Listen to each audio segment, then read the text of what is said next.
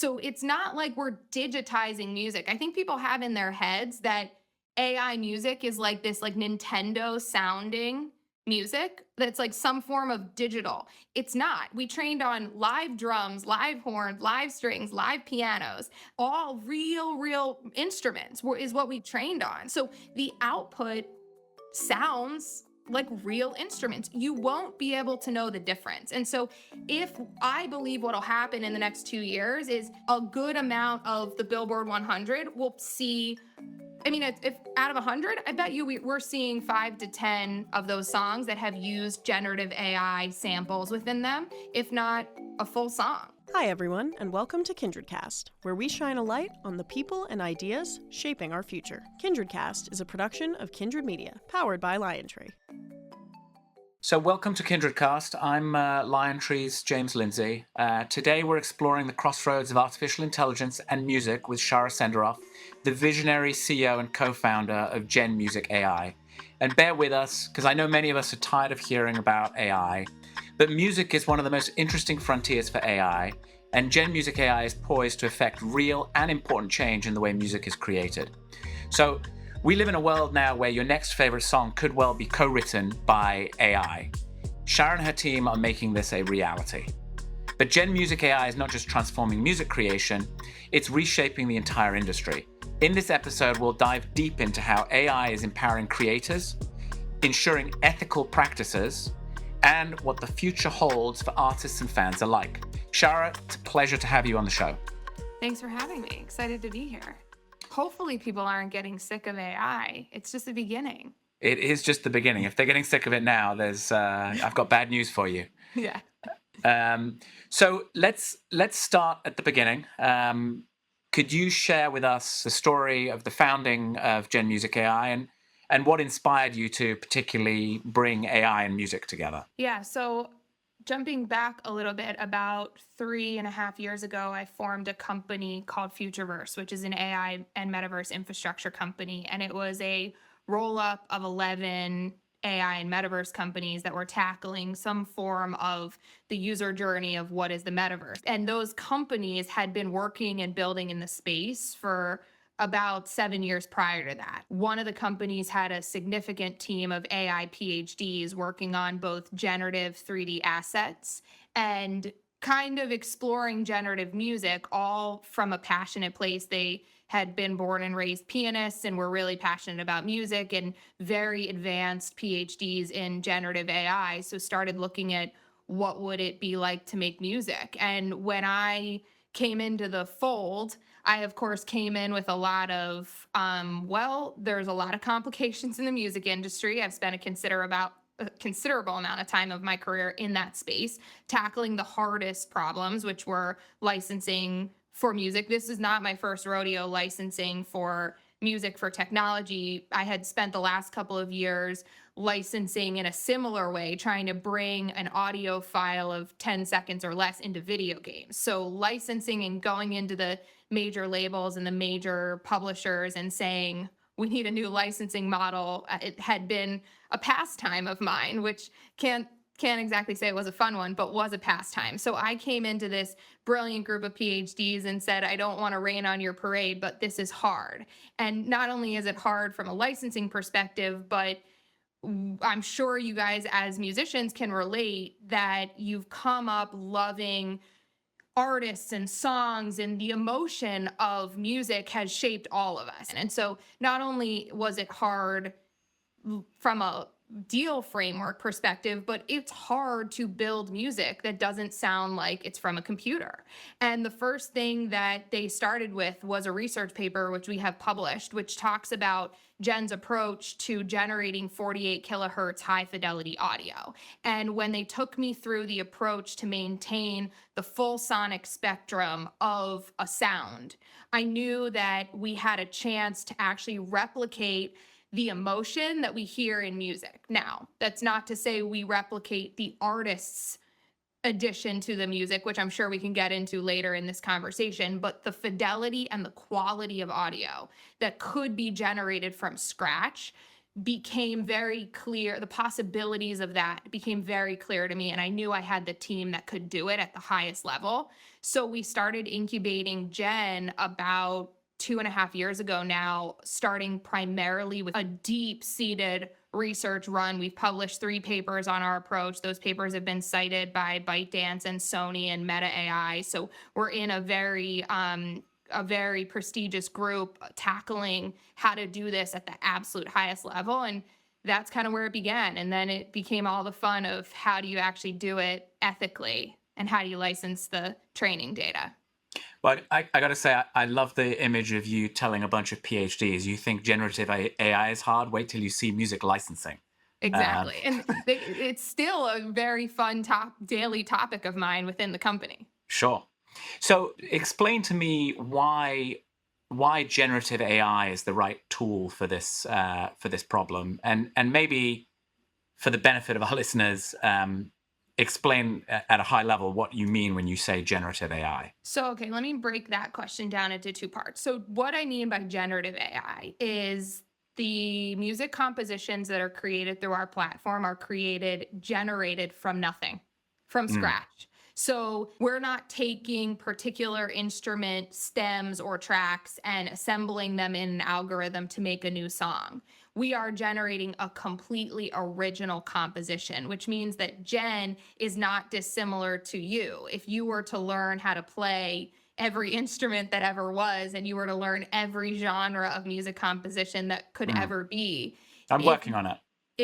So exactly, you're working on it. So if you could do that, that is what Gen is doing. So when you text to music, which I know has become a bit of a buzzword, but when you type in the prompt of I want a rock blues track that sounds great for driving down a highway in Texas, Gen is assembling that composition from absolutely nothing, from learning all of that instrumentation and style and composition and what should come before and after and how melody should work in a particular genre, what notes should come after what notes.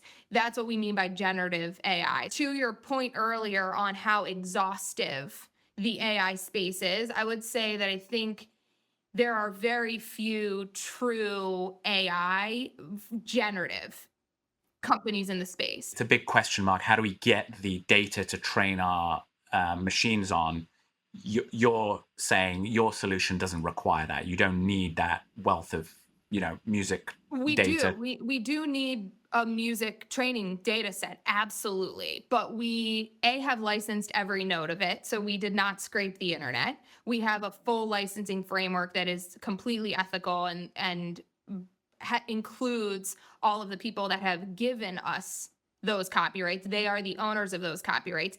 But as a result of the way that we built our technology, we believe we need considerably less music to train on than what you need for a larger language model or a different approach to training. If you think about the big LLMs, they're called large language models for a reason. They need a large amount of language to output information. Which then gets you into the whole area of like, how do you license that much music? And you're providing a solution. I guess that's the answer to the why generative AI. Mm-hmm. It's a lot harder from an academic perspective, but it sounds like you've got the right minds for it, but it means you need less music.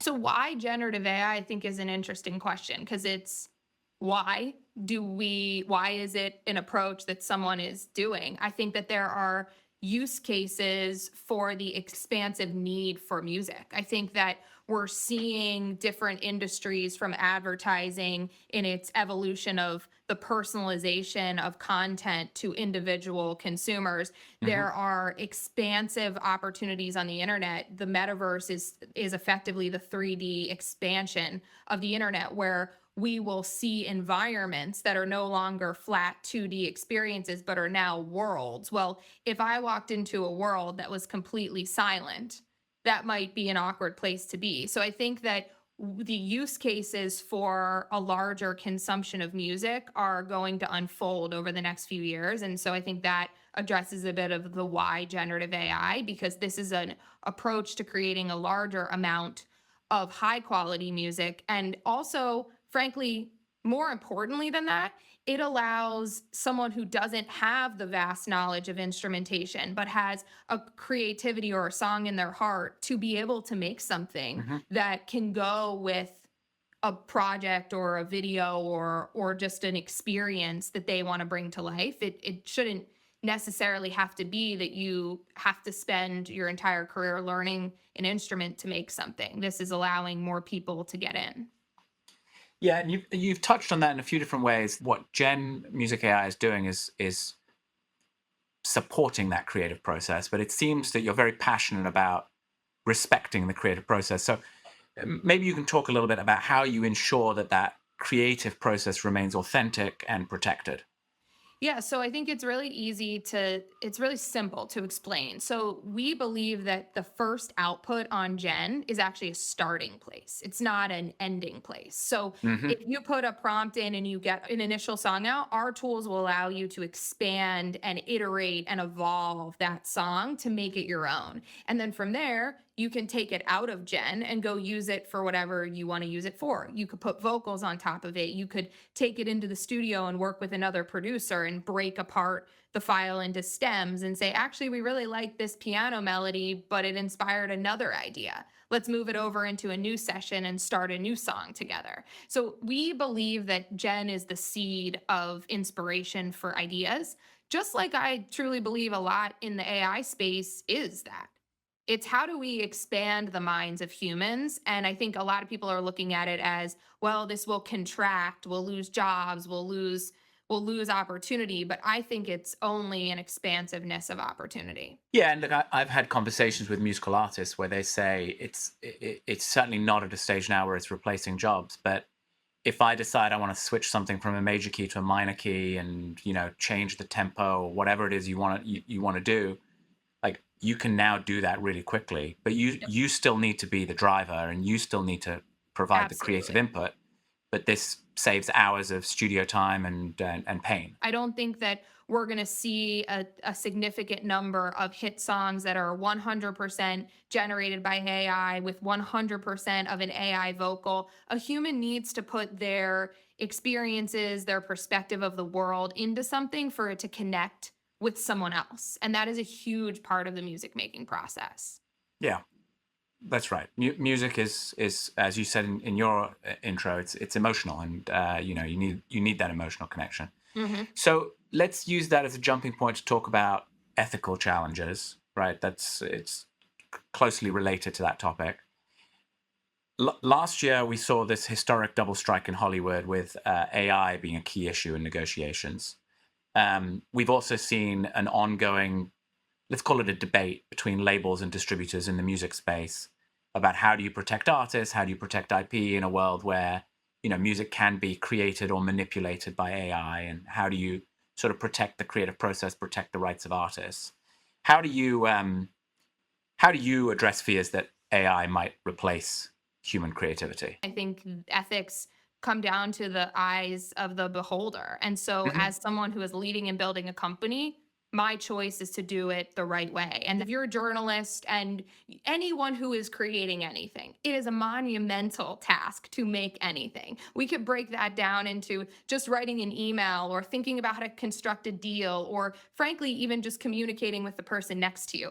A human accomplishing a task is takes a lot of energy and thought and skill and compassion and empathy, and all of those things that go into making anything, from my perspective, deserve to be considered if you are building something with that or on top of that. And so for me, if I'm bringing in a considerable amount of music and therefore building a business on top of that music, the people that created that music better have a framework to participate in my business that does right by them. And I can only speak to how I approached what I did, and everyone else is to make their own decisions for what they believe is the right path. For me, this was the right path. I wanted to be able to go forward knowing that the people who made what I'm building come to life should be compensated, should be my partners, should be inclusive in my ecosystem, and should be able to have a relationship with me that felt good to them.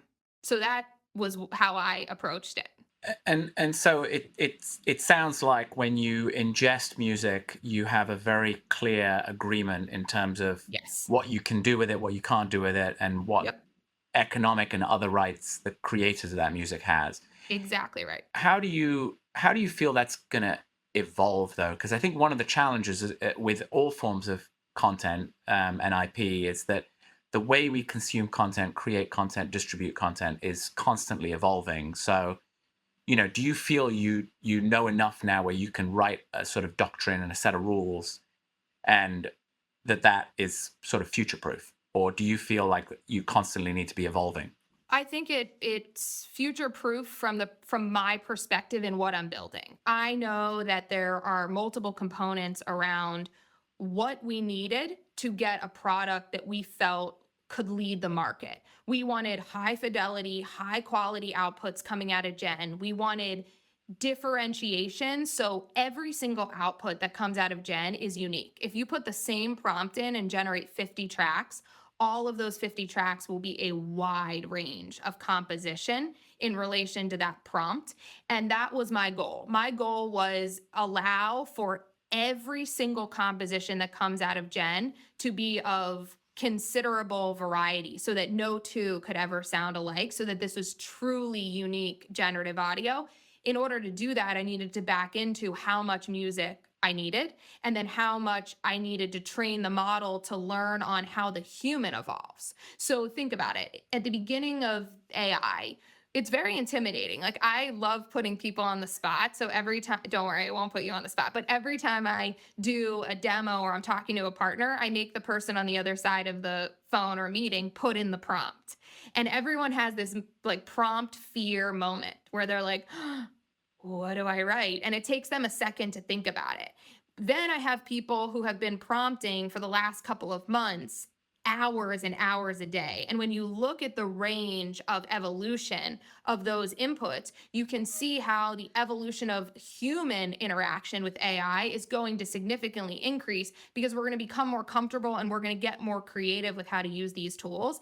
That means that if your prompt gets really nuanced and really detailed into the key of a track, into a progression, a chord progression, an instrument progression, a rhythm change, a bridge change, Jen needs to be able to answer your request. And so that might mean that from a data perspective, Jen needs to learn differently than the first data sets that came in. So Hmm. I might need to evolve the data that comes in, but do I need to evolve the genuineness and the ethics? No, because I'm going to stay true to what I started with, which is fair compensation, appropriately tracking, by the way. So one of the things that was also really important to me was that every song that we trained on went through a training funnel that checked copyrights against 150 million commercial tracks. That was critical to me, because what if I do a deal with a rights holder and I have a legal framework with that rights holder, but what if they don't tell me that they stole music? They infringed on copyrights. I have to then check again. And so I have put gates in at every point to make sure that I was doing my absolute best with the absolute highest integrity. And I think that goes back to your question, which is, how do you future proof it? You start with the absolute highest integrity and you Hmm. hold true to that. And then you only continue to evolve both the technology that allows you to continue to check your copyright validation, but then also allows you to expand your relationships with the data set, so that you can expand the data set. And that's what I've seen. The fact that I went out with rights holders that were completely compensated and within a framework that was fair and that they agreed to, allowed me to now go have conversations with other people who are calling me saying, wait, I want to learn. I want to understand what you're doing. I want to see the opportunity for me. And so that just opens the floodgates of what can be done here. And so I think it is future proof, because I think anything that is of high integrity usually finds a way, even if you have to pivot here and there because the technology evolved. The framework was done right at the beginning. Yeah, that's very interesting, and that certainly resonates, right? If you start with just defined rules, that has a chance of being left behind as the industry evolves. But if you start with principles, Hmm. it's easy to stand by those, right? The principles are Absolutely. clear. Let's move away from principles and into business. We spend a lot of time thinking about the business of the music industry. And, one way of thinking about it is the pie is growing, right? People are listening to more music. Music is showing up in more places. But then when you get into who gets what within that pie, it's a labyrinth, right? It's a very complicated industry to sort of fully unpack. How do you see AI revolutionizing business models in the music industry, particularly in streaming and distribution, right? Which is sort of what most people sort of interact with in terms of the music industry. So, how many days do you have? Let's start with a Okay. few quick hits. So, couple ways to break that down. So, I think that, and I don't love the word democratization because I think that a lot of these words have become buzzwords, but I will use it in a way that I think is tactical. The democratization of what AI allows a creator to create a track in a way that is far less complicated than the traditional history of the music business. So, one of the reasons why licensing is harder than my PhD's work in building the technology is because, like you mentioned, a single song could have 5 writers, 5 producers. Each one of those could have a different publishing partner, admin, deal, framework, length of time, multiple partners. Someone could have given their manager a piece of the pie. There are an infinite number of ways a pie around a particular song gets sliced.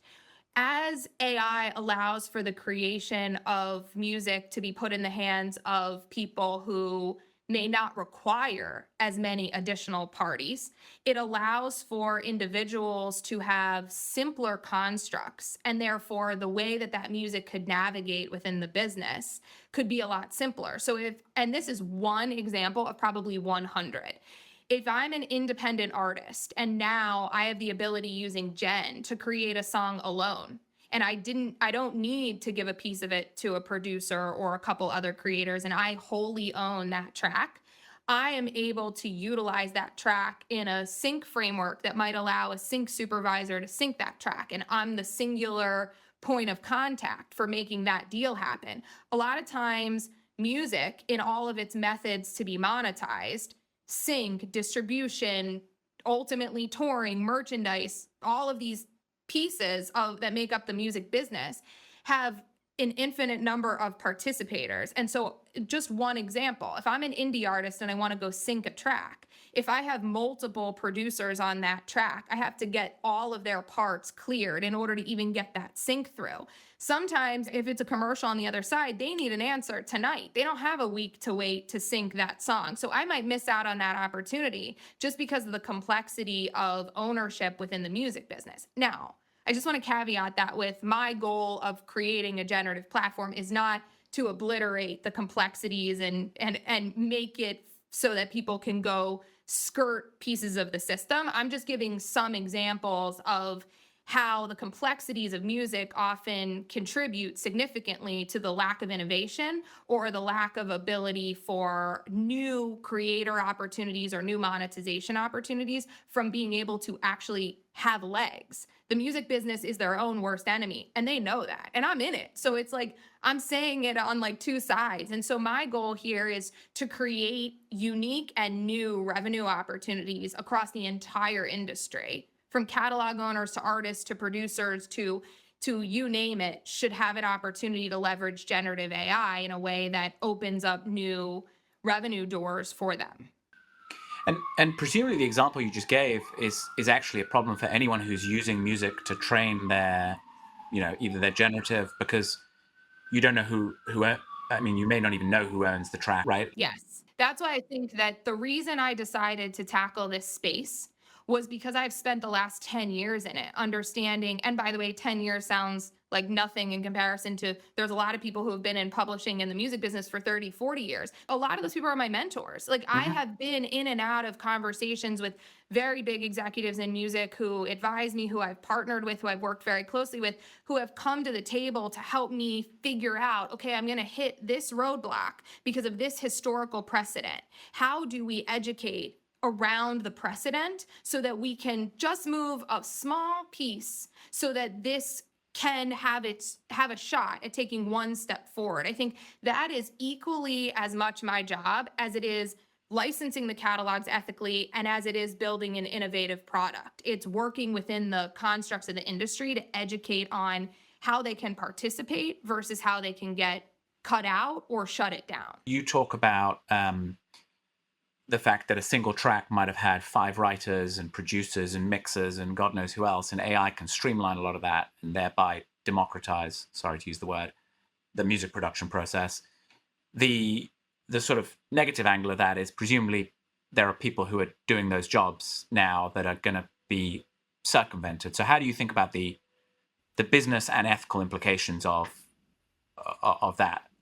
I think it's similar to any business. The evolution of technology evolves roles. And so you either evolve with it or you don't. And we need both, frankly. If everyone was willing to evolve, then think about we would just be in utopia. And society would cease to exist and cease to have conversation and the ability to learn from one another. So not everyone is going to get on the train. And that's just the nature of the journey of being a human. So I think a lot of this stuff, while it sounds so big and complicated, it really actually can be broken down pretty simply. It's if you're willing to think about the implications of change and you're willing to be a part of change for the better, you will have an amazing opportunity in your life, whether it be professional, personal, anything. If you are against change, then you will have a hard time. Yeah.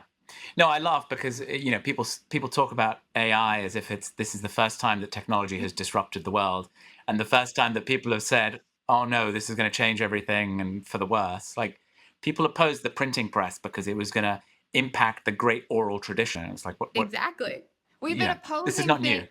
Frankly, all we do is oppose. Yeah. Think about it. The vast majority of humans go into something and oppose it right away. No one goes into it and says, but what are the amazing possibilities? Mm-hmm. And I think that is, as an entrepreneur, my ethos. I go in to say, what can be done here for this to be better, not for it to be worse. And I always find an open road because that's an inspiring way of looking at the world. For me, when I look at the world that way, my days are great.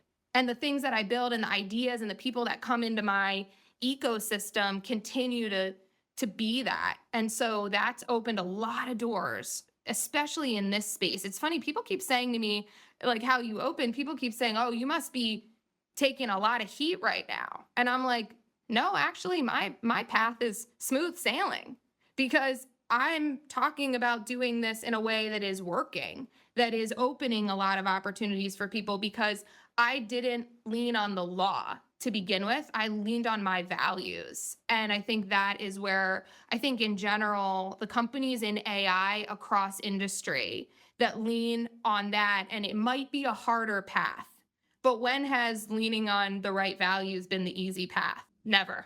Let's talk a little bit about where you see the greatest opportunities for artists to thrive in a world where, like it or not, AI is here to stay and is going to be a bigger part of the creative process going forward.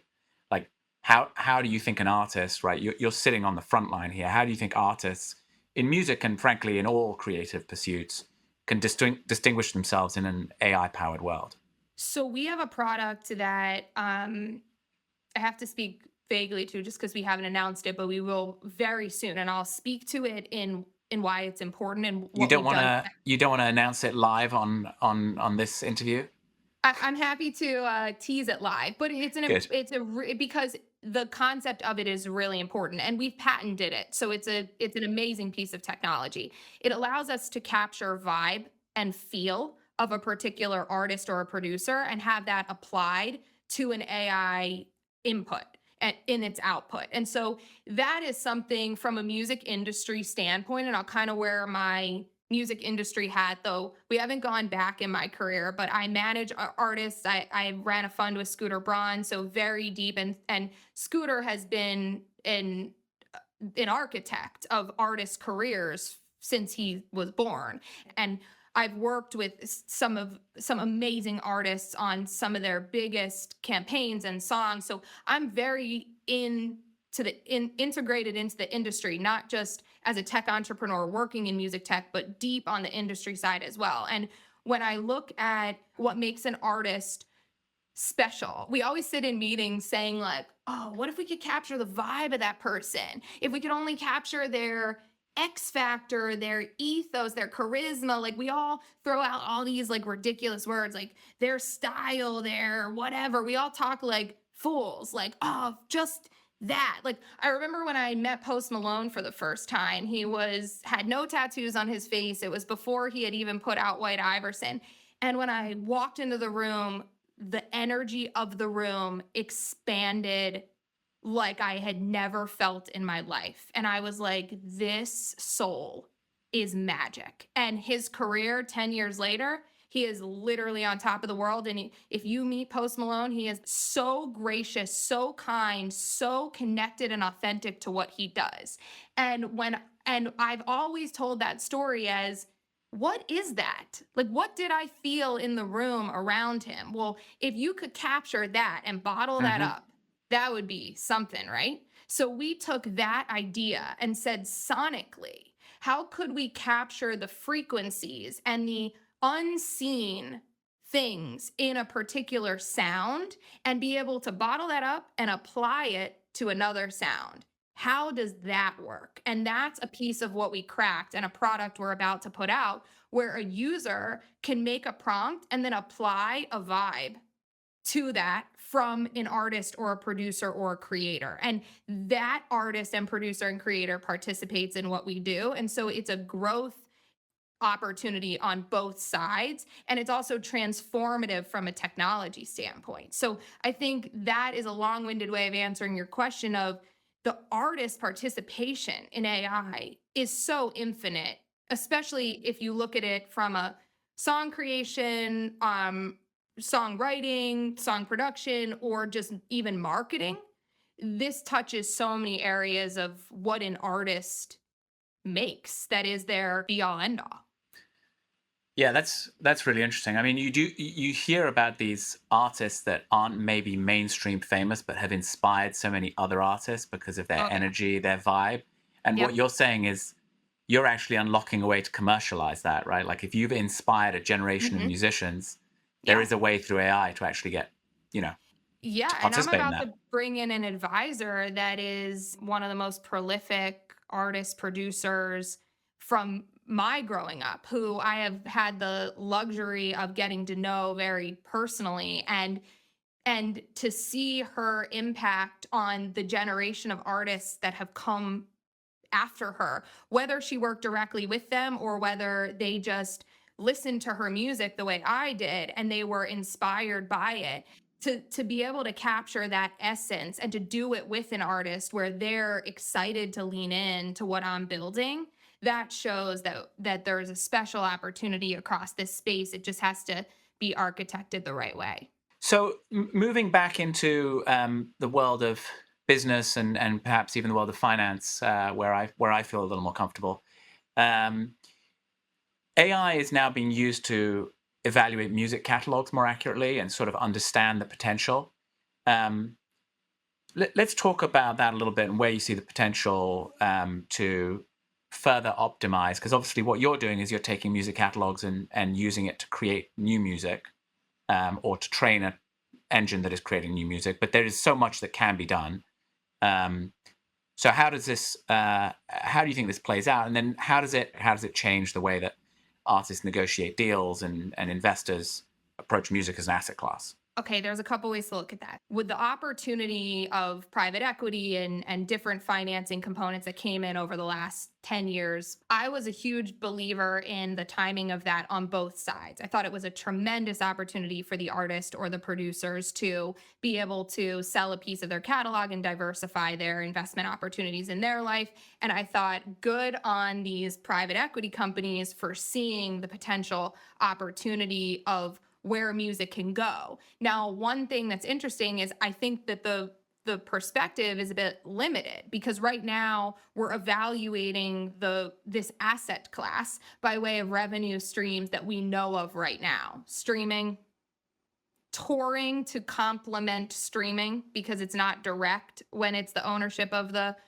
copyright, the sync market and the ability to generate revenue there, and then black box of future technology. I think that's the part that I love, because I live in the box of future technology that no one knows about and no one knows where it's going to go yet. I think AI lives in there, but I think there are other things that live in there significantly that a lot of the financing side is looking at, absolutely, but not breaking down. I think not breaking down with a clear vision, because we don't know where it's going to go. But in there is gaming, and in there is the metaverse, which is an evolution of the internet, where the use case for music copyrights can be significant.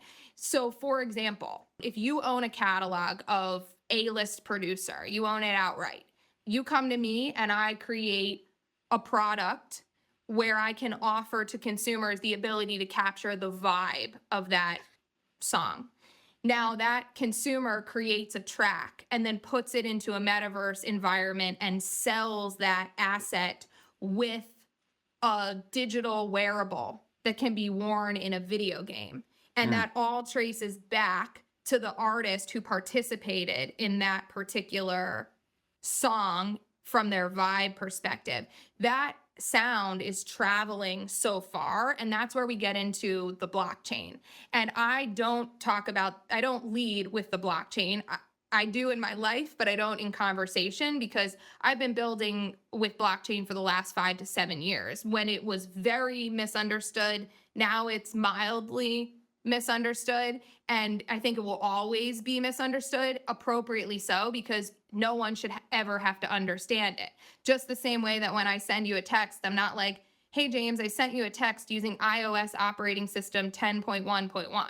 I just say I sent you a text. So you don't have to know the intricacies that go into the technology. But if I built that track, if that track was verified on blockchain and you were the artist who added your vibe to it, and that song goes on to be sold many times, and you're participating, that's a revenue stream that we can't even model now, but it will be here because it will help to solve a lot of these problems. So it's just about when, but the ownership of that asset class will benefit immensely when all of this technology is laid down.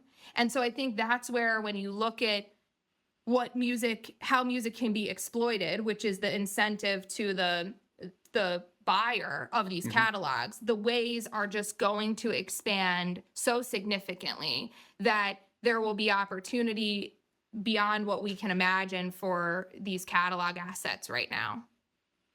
And the creation of new catalog assets. You mentioned blockchain. I'm glad you did, because I think one of the challenges in the music industry is lack of transparency, which I think is a problem for financial investors, where it's like, well, how do I actually know exactly what I own and exactly what revenue is owed to me? And look, the reality is there's a lot of money that's being left behind and not being accounted for. But it sounds like in what you're doing, because you're so fastidious about making sure that the creator is recognized, you're sort of almost as a side product of what you do, creating a better system for transparency and trust. Yep, absolutely. Everything is trust. We brought up the word genuine, but we put a genuine stamp on every track that comes out of Gen to indicate that it has gone through our copyright gates, and then also it has been hashed on the blockchain. So and I don't tell you that in your face. I'm not like, James, your song has been hashed on the blockchain, because you'd be like, is this a blockchain company? What? I'm confused. Like, it just triggers people. But what we are doing, which is really important, is every single song that is generated on Gen is hashed to the blockchain. What that means is that if I were to be a producer and take an output from Gen, that we have given that producer the full rights to own. Because we have licensed everything, the outputs can be owned by the end user, which is a really important part of what we're doing. If you go into the studio and decide that you're going to take a Post Malone sample and add that into your track, and then you're going to release that track on Spotify, and all of a sudden I get a call from or me, the producer, gets a call from Post Malone's lawyer and says, you're illegally sampling Post, you didn't clear this. If the producer says, nope, it wasn't me, that came out of Jen, then the lawyer is going to come to Jen and I'm going to say, no, it didn't. Here's the hash on the blockchain. This was the song that Jen generated. This producer added that Post Malone sample. Then I am free and clear because I tracked the right way with a verifiable technology, with a technology, frankly, that is capable of doing that. The music industry has leaned on watermarking for a really long time, and it's been a very mediocre approach to tracking. Most of tracking within the industry can't be done. A lot of people will say, if they didn't clear the sample, I only have so many avenues to take. And that's kind of what I'm trying to lead in AI. Like, let's create frameworks so that artists do have avenues to take if their work has been exploited unethically. You talk about the artist a lot, and you referenced your former colleague Scooter Braun, who I agree with you. Every time I've ever interacted with him, spoken to him, or heard him speak, it's always artist first, protect the artist, and it's commendable. Another person I'd put in that category is the head of YouTube Music, Leo Cohen, who his entire career has been very focused on the artist and protecting the artist and the creative output. And he's now sitting as the head of YouTube Music, leading a very concerted charge in AI, which I assume is consistent with your sort of view of the world of AI, where it's artist first, it's ethical. And YouTube's approach seems to be they're in talks with major record labels to license their music for AI training. What do you think are the potential benefits and pitfalls of those deals, both for the music industry, but also for individual artists? I think the nuance there is what is the deal? Because in order to license music from the major labels would have to own that music. How much music does the major label wholly own? Not that much. Not enough for YouTube. Not what they need. So if we see a headline that says YouTube is licensing music from the major labels, that shows a particular class of people who don't understand the nuance of music, one potential thing. And then to others, the question is, what are they licensing? Because there's not potentially that much in their control to license. And I'm talking and working with all the majors as well. I mean, so it's about how you do it creatively. And by the way, I believe that it should be done with them. They are at every level. I have been in conversations with the majors since I began this. In fact, they were my first phone call. It was, hey, let me show you what I'm doing. Let me show you how I'm doing it. And let me show you every way that you have an opportunity to be involved because I want you to be involved. There are ways that this as a technology can allow everyone to participate in a way that works within the framework of their business and that works within the goals of their business and what they're trying to achieve from a revenue into an expense out standpoint. Let's talk about how another area where I think people talk a lot about AI showing up and being a positive force, is how streaming platforms personalize music. I think that the sort of topic of curation and how you help people discover music is an important one, and frankly, a lot of power is held in the platform that can sort of break artists and help people discover new music. How do you how do you see this? What the distributors are doing? For instance, Spotify introducing the AI-powered DJ. How does that influence the relationship between artists and their audience? And how do you see that sort of discovery side of the music industry evolving with AI? There's a couple ways to look at the DSPs, which is that, sure, AI might allow a consumer to say, I'd like to hear more in the indie folk pop space. And that might allow for an indie artist that was buried in the algorithm to potentially be pulled up to the top, if the ethos and the intention of that feature was to do that. But remember, these are businesses. So if I were a streamer and a major label was paying me to put my artists at the top, and they were taking that limited number of inventory, then how much will a controlled AI allow someone to be pulled up over that inventory? So I think it comes back to the details of what are these AI tools being put into streaming platforms? What is their intention for discovery? Is it that an indie artist truly gets discovered over a major label artist? I don't know. The confines of the paradigms of business may not allow that intention to be possible. So it depends on the use of AI tools for the final consumer. So my set of AI tools is targeting being able to create something easily. I think you have to look at platform by platform. What is their business model? Who pays their bills? Who are they trying to incentivize? And if the incentives are aligned, you might have a tool for the end user that is cool. If not, you might not. Well, just picking up on some of the things you've said, I mean, you could get to a world where you say, I really like this song that has been pushed to me because a major label paid for it to be pushed to me, but Yep. I like the vibe of this song. Mhm. And now go and find me some other songs that have a similar vibe. And you could even have an economic arrangement where the track that pulled me into that universe gets a cut because they've taken me down that route. I love that concept. I don't think that happens in the big platforms as we know them. I think that might be an evolution that happens in 5 years from now from some of the newbies as they scale, because I think all of this scales. So earlier you asked, and we didn't touch on it, what happens to the future of the artist label deal? Well, that's a really interesting topic that I'm happy to talk about, even though each angle would view it differently. But if you're an indie artist and you've created music more easily, you can own and control that music, you can go out and market that music, you can create content, you might be able to have a career that generates working revenue, an actual career where you make money from the music business, which is very, very rare these days.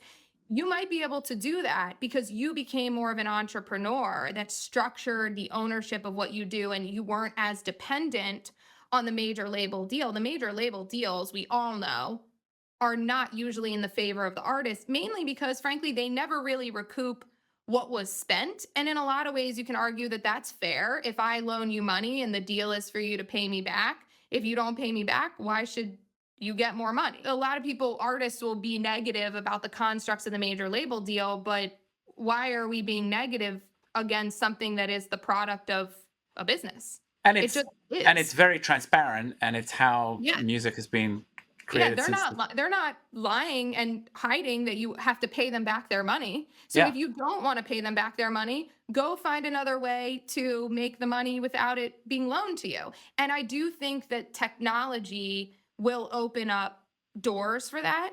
I think that it's probably more useful, at least from my perspective, to spend our time looking at where the next 2 years are going to go versus where everything is going to go and how the major label construct is going to change, because they are huge participants in the industry. They deserve to be for a lot of reasons. There are a lot of artists that we love that we wouldn't know if the majors didn't put them on the map in a lot of ways. And so there's negative and positive aspects to both, but certainly AI should not be feared and should not be exhaustive because it's just the beginning.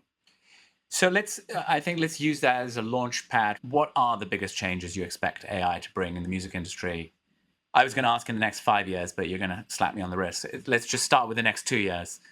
So I think that the larger players have started to produce some topic points around, well, if AI scales, then will we have a flood of new music distributed on DSPs that causes problems for other artists to jump past that AI music? And what I would say to that, and I have said it to all of them, which is, let's not stigmatize AI music. Just because you think AI means a computer that is a very limiting view of what AI music is. If you make a song and you take a commercial song and a song from Jen and you play them for someone, they won't think, oh, I bet you that was not created by full instruments in a studio, because it was trained on real instruments. So it's not like we're digitizing music. I think people have in their heads that AI music is like this like Nintendo sounding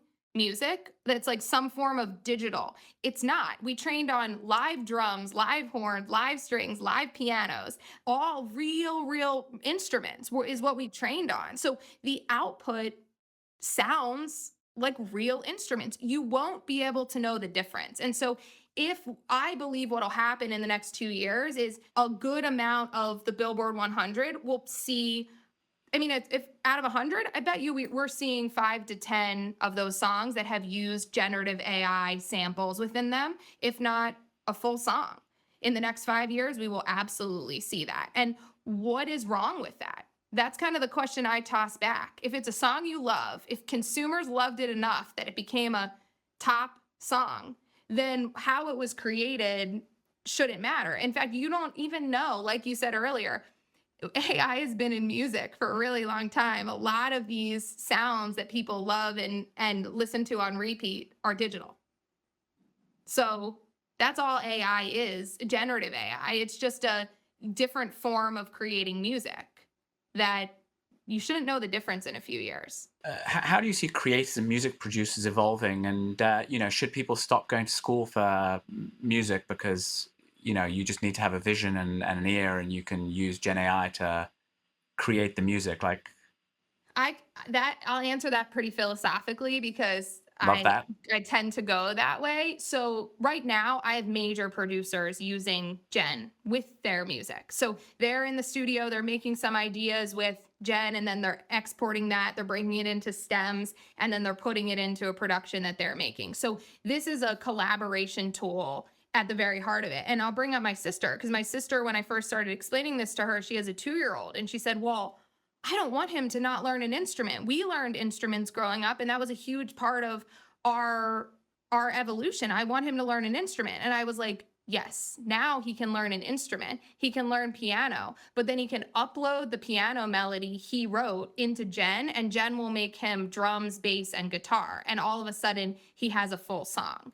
So I think the opportunity when you do learn an instrument will be just tenfold in your use of AI with it. But also, I'll answer it very directly. Should people go to school for music? I think people should go learn whatever affects their heart and soul. If you love music and you want to be a part of making it, you should go do that. The same way that I love building things, and so I go build them and they find their way as a result. I think that if more of the world followed their heart and their passion, we'd end up with a lot more positivity and open-minded and open-heartedness. And I think if we look at the divisiveness in the world, that's probably what we need now more than anything. So I hope we never lose young kids wanting to learn music and just using the tool and instruments and how to play them and how to expand them with tools like what I'm building with Gen. Well, I think that's an incredibly uplifting and positive way to end this conversation. Really enjoyed everything you had to share with us. And, I really enjoyed the reframing of AI, not as a threat, but as something that's truly very positive and going to help, spark creativity. Just before we wrap, let's just do a quick lightning round to get to know you a little bit better. Great. So first question, what's an AI generated or partially AI generated piece of music you're currently obsessed with? Well, I put it this way. I make about 100 songs a day on Gen. I am in that platform all day long. My team should be actually making more music than me, but I make music on the platform because I'm testing every angle. So there are a few tracks I've made on Gen that are amazing that I'm going to get songwriters on, and I'm working to put songwriters on, and then I'm going to put out those songs. All right. We'd like to hear those. So I'll send them over. So on that note, if you could collaborate with any artist, living or dead, through Gen Music AI, who would it be? Stevie Ray Vaughan. Okay. Or Taylor. Stevie Ray Vaughan played guitar from some sort of source beyond us that we'll never understand how he learned to play music. And I think that's an enigma that if you can capture and vibe, you are doing what I talked about earlier. And I think that Taylor is the epitome of wanting to do things her way and the right way. And I think that the conversation she has started and continues to have around her view of making music in a way that is so impactful to the world, but also in a way that breaks the confines of the industry is a really important conversation. Yeah, we're big Taylor fans here, and we believe in her principles. Yeah. So what's an album you never get tired of? Never. Right now, I'm currently on repeat listening to Zach Bryan's new album, The Greatest American Bar Scene. And you know what? Why that's an important one? Well, Post's new country album, F1 Trillion, I think is amazing. But Zach Bryan's new album opens with a poem called Lucky Enough. And I think it defines what artistry is, to be able to, if you can put out a song that is a spoken word poem about how lucky you are to be in a position to impact the world with your love of music. And that song that is literally a spoken poem can impact people the way that it has impacted me. I think that's what artistry is. So that's my current kind of on repeat album. I'm really enjoying these answers because it really speaks to the authenticity of like you're not some evil technologist. You really care about the artist. I'm in it. I'm at a concert a week. Shabuzi has been around for years, relentlessly putting out music, and then had his quick moment on Beyonce's album, and now his latest single has been #1 on Billboard. And about 4 months ago, a friend of mine is managing him, and I had followed Shabuzi before he blew up, and I texted them the minute I saw they put on an LA show. They put an LA show up for sale, like 200 tickets, that's it. And I texted the manager that minute and was like, I want to come see him because I can just see I felt that Post Malone energy all over again. And they were like, got you, you're on the list. It sold out within seconds after that.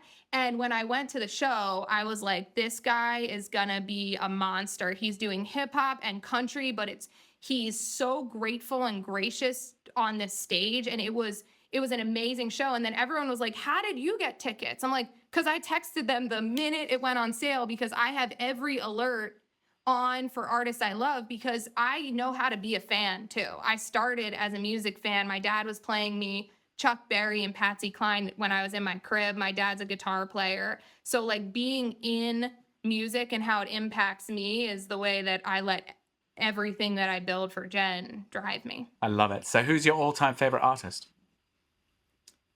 It's an unfair question, right? It's how can you pick one? But I'm going to ask it anyway. My range is so big, but in my head, I go right to Aerosmith.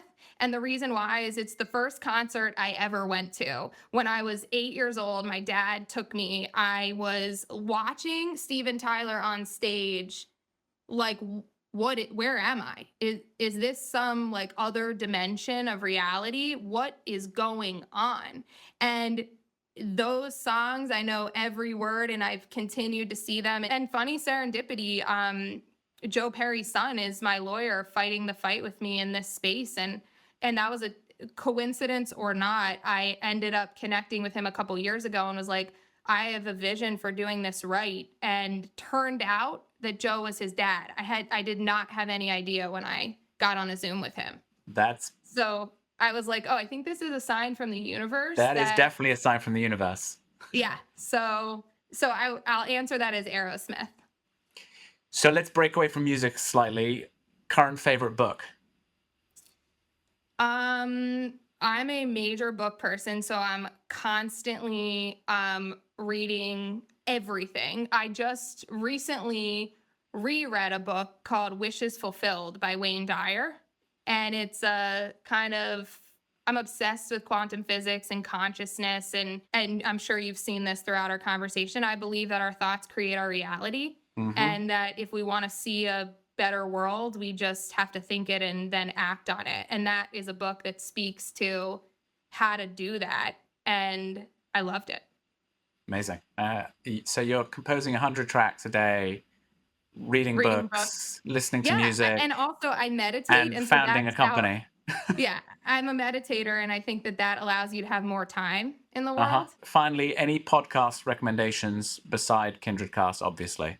A friend of mine launched a podcast called The Manager's Playbook. Actually, his name's Mauricio Ruiz. He launched it. It's a music podcast. I think he's going to expand it beyond music, but it's called The Manager's Playbook. And he's brought in some of the biggest music managers to outline the full trajectory of their career and kind of how they bend the rules in the music business to create lanes for themselves. And he's had Troy Carter and Tyler Henry and some amazing music managers. So that's a good one for people that want to have a better understanding of the industry's perspective on a lot of this.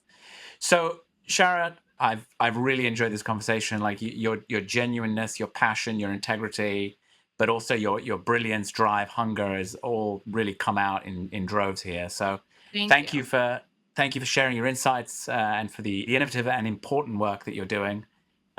It's clear that AI is not just a tool, but a transformative force in the music industry. And look, we're going to be following you very closely, and whatever we can do to help, we're here for you. And we really look Amazing. forward to seeing what you do next. It's been a real pleasure. Thank you. It was great. Thank you for listening. Stay tuned for more KindredCast conversations from leaders in business and beyond.